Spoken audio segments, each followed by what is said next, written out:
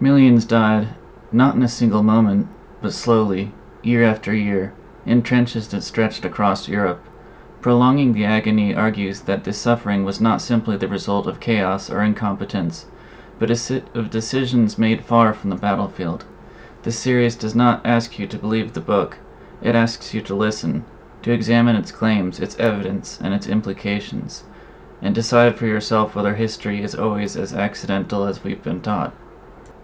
We'll start with chapters 1 through 3. Who really started World War I and why? Chapter 1. Prolonging the Agony opens with a radical claim. The accepted history of World War I is false. The war did not originate in Germany, but in Britain, driven by a powerful, unelected elite operating behind the scenes. According to the authors, a secret network of political dynasties, financiers, bankers, and imperial strategists emerged in late 19th century Britain.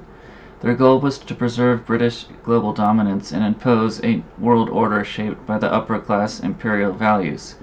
This group worked quietly through politics, the press, education, and diplomacy, while concealing its influence from the public.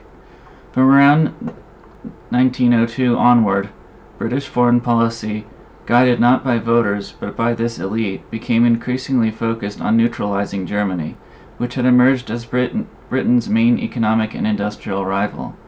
Germany was portrayed as an existential threat, even though the public was fed exaggerated and often fabricated fears of invasion, spies, and naval aggression.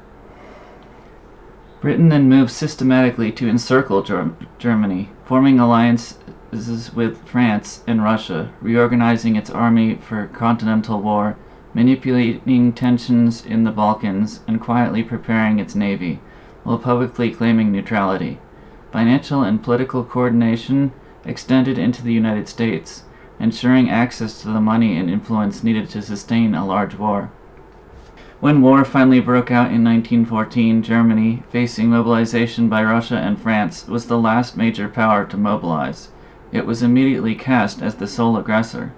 British leaders then used secrecy, broken promises, and parliamentary deception to bring the British Empire into the conflict. The chapter concludes that World War I was not an accident, nor the result of German aggression alone, but the outcome of a deliberate strategy, elite manipulation, and managed escalation, a reality later obscured by official histories. Chapter 1 argues that World War I was not stumbled into, but engineered, then justified with a story the public was never meant to question. Chapter 2. The First Victims, Truth and the People. Chapter 2 argues that the first casualties of World War I were democracy and truth. Almost immediately after war was declared, the government imposed sweeping emergency powers that bypassed Parliament and silenced dissidents. Laws prepared years earlier were rushed into effect, giving the state control over speech, finance, and civil liberties, while the banking system was protected and paper money printed for the first time. Does this sound familiar? 9/11, anyone? And the Patriot Act? Furthermore, the control that the British had over Parliament in basically getting the public to elect one of their two candidates, is that not similar to what we face today in politics? Republican or Democrat, conservative or liberal, it's all the same people putting them forth to be selected rather than elected. What's going on is not something new. This has been going on for centuries, at least as far back to early 1900s, in which the British or the Anglo-American elite were readying Britain for war. Meanwhile, people had no idea of what was going on. Note too that the timing of the Anglo-American establishment's war and their war against Germany and the encirclement, and also the timing in which the Federal Reserve was created in the United States right before World War I, in order to finance and help the British and Allies to keep the war going way after it should have been. Back to the chapter. Key decisions about the war were kept secret even from elected officials. The Prime Minister deliberately avoided appointing a trusted Liberal to oversee the army, fearing the truth about the war's origins would not remain hidden. Instead, Lord Kitchener was installed as Secretary of State for War, chosen as much for his public image as for his military reputation. Privately, Kitchener warned that the war would last years, not months. In that sense, he was completely right, for at the beginning they did think it would be a quick victory. At the same time, a vast propaganda apparatus was unleashed. The British press accepted censorship with little resistance, and carefully managed news was used to shape public opinion and boost recruitment. Academics, journalists, and writers were mobilized to justify the war, while a secret war propaganda bureau recruited famous authors to craft Britain's narrative at home and abroad.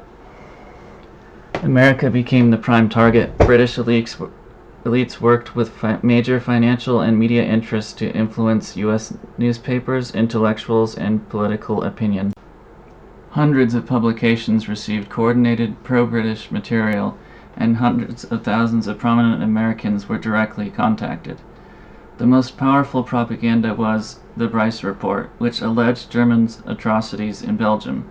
Though later exposed as exaggerated or false, it succeeded in shaping public outrage before serious scrutiny could take hold. The chapter concludes by condemning the role of institutions that should have defended truth. Parts of the press, academia, and even the Church of England actively promoted war propaganda, often while holding financial interests in armaments, helping turn moral authority into another weapon of war. Chapter 2 shows how war is made possible, not just by armies, but by censorship, propaganda, and the deliberate manipulation of public conscience. Chapter 3. The Scandal of Briey. Chapter 3 focuses on what the authors call one of the most revealing scandals of the war, the deliberate protection of the Briey Iron Basin. Briey, located on the French-German border, was one of the most important sources of iron ore and coal in Europe, absolutely essential to munitions production. Control of Briey meant the ability to sustain a long war. In early August 1914, the French army mobilized first and was positioned close enough to seize or destroy the Briey fields. Yet when German forces entered the area on August 5th, they encountered no resistance. French troops only a few miles away were ordered not to act. Even later attempts to retake or bomb Briey were mysteriously cancelled or never carried out. The consequences were enormous. German industry depended heavily on Briey's ore, and contemporary reports suggest that had France moved decisively, Germany's war effort could have collapsed within months.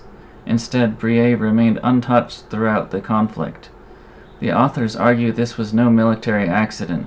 They point to the influence of powerful industrial and financial interests, particularly the French iron and steel cartel closely tied to major banks and political figures.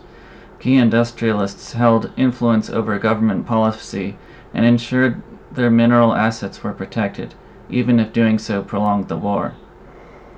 According to the chapter, armaments and industry elites on both sides quietly benefited. By preserving mines, furnaces, and supply chains, they also enabled a long, profitable war, while millions of soldiers paid the price. The scandal of Briey, the authors conclude, exposes how economic power overrode military logic, national interests, and human cost. Chapter 3 suggests the war was prolonged not by necessity but by profit, protected at the highest levels. This was not the entire picture, however. At the turn of the 20th century, British geopolitical thinking was shaped by a growing fear, not of invasion, but of strategic consolidation.